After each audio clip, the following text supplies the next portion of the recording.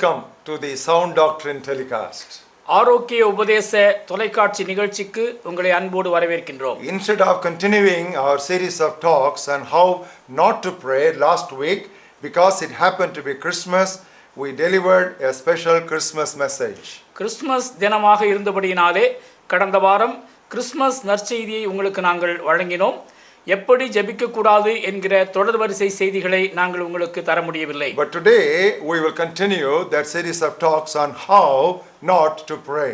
இன்று அந்த தொடர் வரிசை செய்தியிலே எப்படி ஜெபிக்க கூடாது என்கிற தலைப்பில் நாம் தொடர்ந்து தியானிப்போம். We have so far learned 5 lessons on how not to pray. எப்படி ஜெபிக்க கூடாது என்கிற தலைப்பிலே 5 குறிப்புகளை இதுவரை நாம் கற்றிருக்கின்றோம். Number 1, do not force God. முதலாவது, கடவுளை கட்டாயப்படுத்தாதீர்கள். Be satisfied with God's perfect will and don't settle down God's permissive will. இறைவனுடைய பரிபூரண சித்தத்திலே நீங்கள் மகிழ்ந்திருங்கள், அனுமதி சித்தத்திற்குள் நுழைய வேண்டாம். Number 2, do not accuse Satan.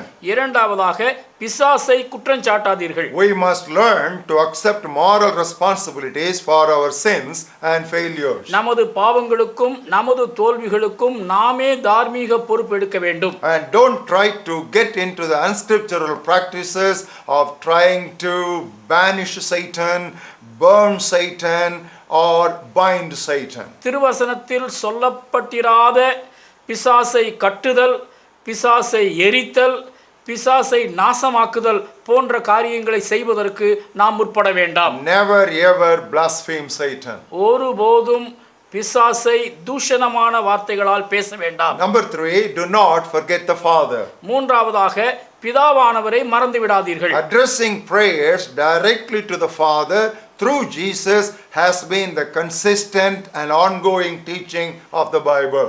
தந்தையாம் தேவனை நோக்கி இயேசு கிறிஸ்துவின் வழியாக ஜெபிப்பதுதான் வேதத்திலே நெடுகவே நமக்கு கற்பிக்கப்பட்டிருக்கிறதான பாணியாய் இருக்கிறது. We are to pray to the Father.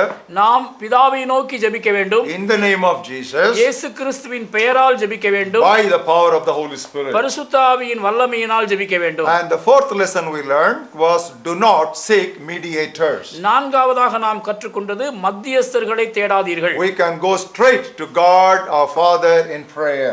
நாம் நம்முடைய தகப்பனும் பிதாவுமாய் இருக்கிறவிடத்தில் நேரடியாக அணுக முடியும். The throne of grace is open for all the blood-washed children of God. கிருபாசனம் கிறிஸ்துவின் இரத்தத்தினால் கழுவப்பட்ட அனைவரும் கிட்டிச் சேரக்கூடிய விதத்திலே திறந்திருக்கிறது. If God does not listen to your prayers, nobody can recommend your case unto him. கடவுள் உங்களுடைய ஜெபத்திற்கு செவிசாய்க்க மாட்டார் என்றால் வேறு யாரும் உங்களுக்காக பரிந்துரை செய்து என்ன பயன்?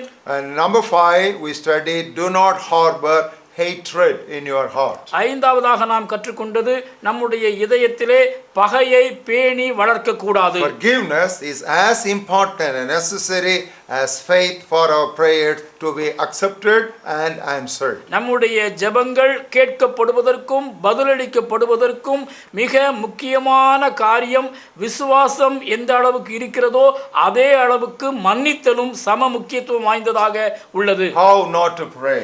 எப்படி ஜெபிக்க கூடாது. Today we move on to lesson number 6. இன்று இந்த தலைப்பிலே 6வது படிப்பினையை நாம் கற்றுக்கொள்வோம். Do not be selfish.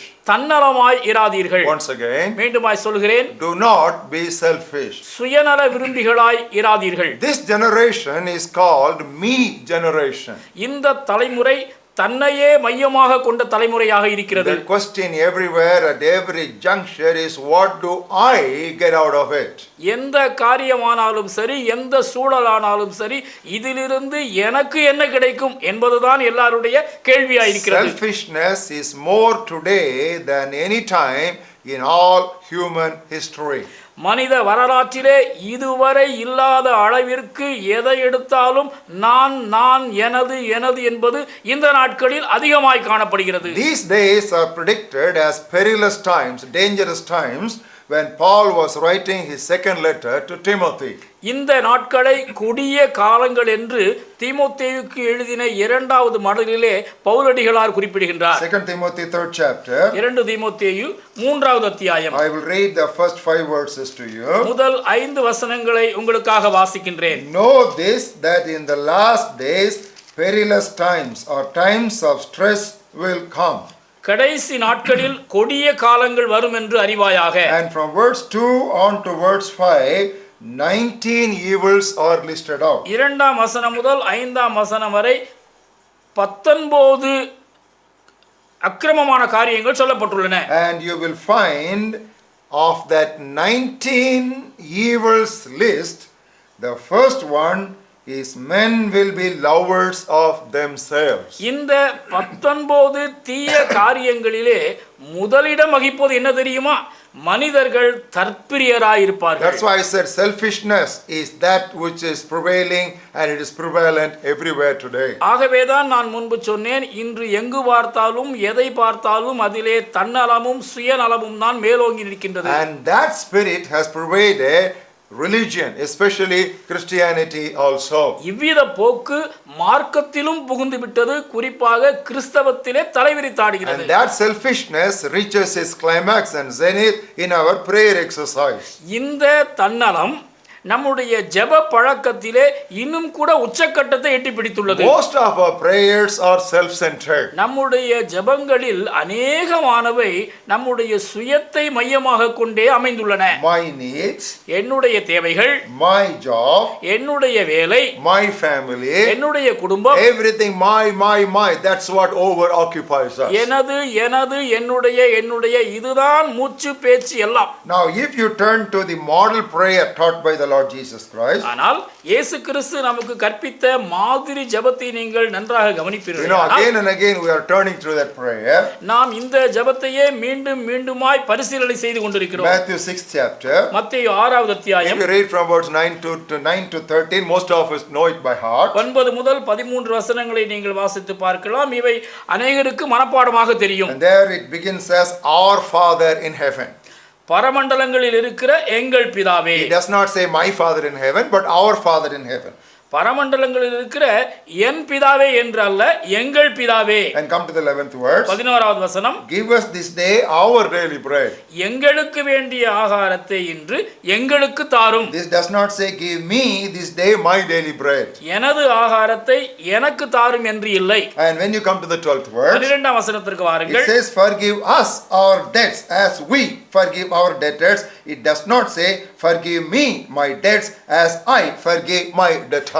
எங்கள் கடனாளிகளுக்கு நாங்கள் மன்னிக்கிறது போல எங்கள் கடன்களை எங்களுக்கு மன்னியும் என்றுதான் எழுதப்பட்டிருக்கிறதை ஒழிய என் கடனாளிகளுக்கு நான் மன்னிக்கிறது போல என் கடனை எனக்கு மன்னியும் என்று எழுதப்படவில்லை. The next words. அடுத்த வசனம். Do not lead us into temptation. It does not say do not lead me into temptation. எங்களை சோதனைக்குட்பட பண்ணாமல் என்று சொல்லப்பட்டிருக்கிறதை ஒழிய என்னை சோதனைக்குட்பட பண்ணாமல் என்று சொல்லப்படவில்லை. And again deliver us from the evil one. It is not deliver me from the evil one. தொடர்ந்து தீமையினின்று எங்களை ரட்சித்துக் கொள்ளும் என்று எழுதப்பட்டிருக்கின்றது, என்னை ரட்சித்துக் கொள்ளும் என்று சொல்லவில்லை. So this is not accidental. Jesus wanted to teach us that we should not have an iota of selfishness in our prayer.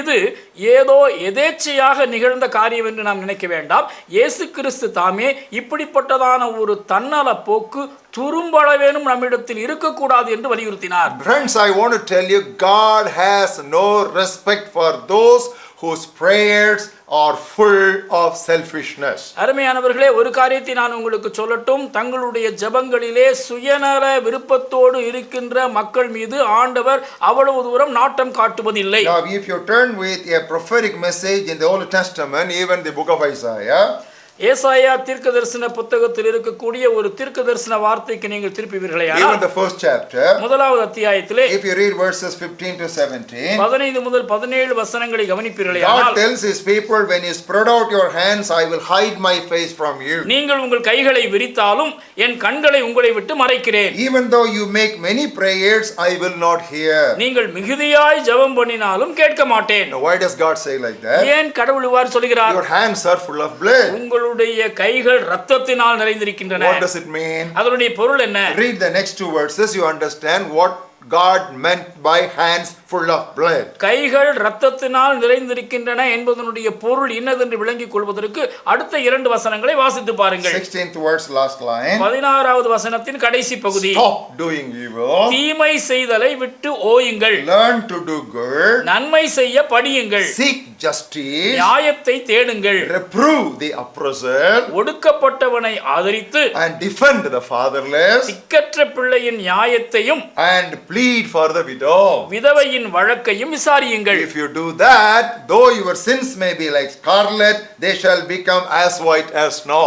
இவைகளை நீங்கள் செய்வீர்களேயானால் உங்கள் பாவங்கள் சிவேரென்று இருந்தாலும் உறைந்த மழையைப் போல் வெண்மையாகும். You know, when we lift up our hands and make many prayers, but it is all an over occupation with our personal needs and our selfish needs, God least respects that kind of prayer. நாம் அதிகமாக ஜெபிக்கலாம், நீளமாக ஜெபிக்கலாம், ஆனால் இவைகளெல்லாம் சுயநல தேவைகளையே மையமாக கொண்டிருக்குமே ஆனால் நிச்சயமாக ஆண்டவர் நம்முடைய ஜெபங்களுக்கு செவிசாய்க்க மாட்டார். Today there is a revival of praise and worship everywhere. இன்று எங்கு பார்த்தாலும் தொழுகையிலும் ஆராதனையிலும் ஒரு மிகப்பெரிய உயிர்மீட்சி காணப்படுகிறதை பார்க்கிறோம். When we get so excited about this praise and worship, we should not forget and lose sight of the sufferings of people who are outside. இந்த துதியிலும் ஆராதனையிலும் மனம் நெகிழ்ந்து மகிழ்ந்து நாம் மூழ்கி இருக்கின்ற அதே வேளையிலே சிறுமை பற்று திக்கற்றவர்களாக கைவிடப்பட்டவர்களாக இருக்கின்ற மக்களை நாம் மறந்துவிடக் கூடாது. Turn with us to book of Hebrews 13th chapter.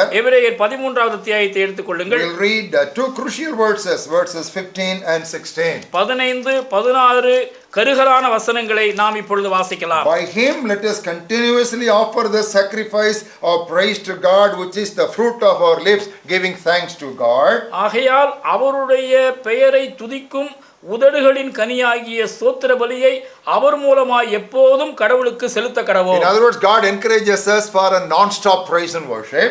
வேறு வார்த்தையில் சொல்ல வேண்டுமானால் இடைவிடாத துதிபலியை அவருக்கு ஏறெடுக்க வேண்டும் என்று அவர் இங்கே குறிப்பிடுகிறார். At the same time, அதே நேரத்திலே he says in verse 16, 16வது வசனத்திலே என்ன சொல்கிறார்? but அன்றியும், you know, when we are just overoccupied with it, there is something we just tend to forget. ஒன்றிலேயே நாம் லயித்து போயிருக்கின்ற வேளையில் மற்றொன்றை மறந்து விடுவதற்கான சாத்தியக்கூறு இருக்கத்தானே செய்கிறது. But do not forget to do good and to share, because with such sacrifices God is well pleased. அன்றியும் நன்மை செய்யவும் தான தர்மம் பண்ணவும் மறவாதிருங்கள், இப்படிப்பட்ட பலிகளின் மேல் கடவுள் பிரியமாயிருக்கிறார். As you keep worshiping, don't forget about the worries and sufferings of other people. தேவனை தொழுது கொண்டே இருக்கின்ற அதே வேளையிலே நசுக்கப்பட்டு நெருக்கப்பட்டிருக்கின்ற மக்களுடைய நிர்பந்தத்தையும் மனதிலே வையுங்கள். You must learn to come out of your self sympathy, whatever may be your problem. உங்களுடைய பிரச்சனை எதுவாக இருந்தாலும் அதனை குறித்த சுய பரிதாபத்தினின்று நீங்கள் வெளியே வர வேண்டும். Beloved, we must learn a very important truth. The problems and sufferings of other people are more and they are worse than our own problems. அருமையானவர்களே, ஒன்றை நாம் கற்றுக்கொள்ள வேண்டும். நம்முடைய பிரச்சனைகளையும் சோதனைகளையும் விட நம்மை சுற்றி இருக்கின்ற மற்ற மக்களுடைய சோதனைகளும் பிரச்சனைகளும் அதிகமானது.